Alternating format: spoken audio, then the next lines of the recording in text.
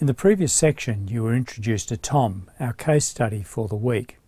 We talked about residential rehabilitation and saw Tom get admitted to a therapeutic community.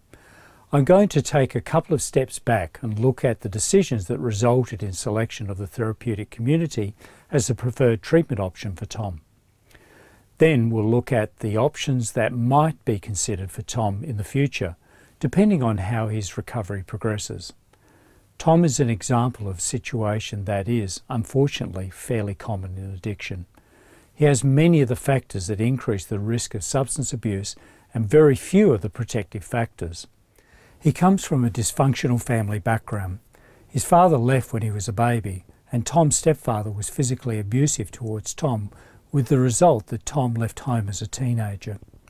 Tom did poorly at school and has few skills. Apart from a few short-term manual labouring jobs, he has no employment history and has survived mainly on government benefits. Tom first drank alcohol when he was 14 and quickly developed a pattern of binge drinking. Tom has poor impulse control, which, combined with alcohol, has resulted in him being involved in fights in and around licensed premises. He was charged with disorderly conduct in his early 20s and received a formal warning. Further charges of resisting arrest, disorderly behaviour and fighting in a public place has resulted in Tom serving 3 months in prison.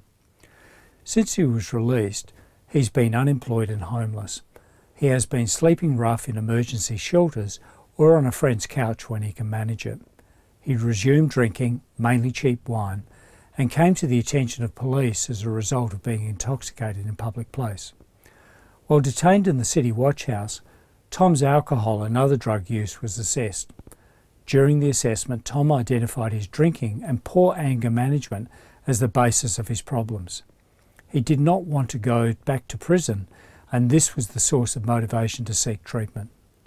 The choice of residential rehabilitation as the preferred treatment option is fairly straightforward, given that Tom is homeless and needs help with his anger management and other living skills to support integration into the community.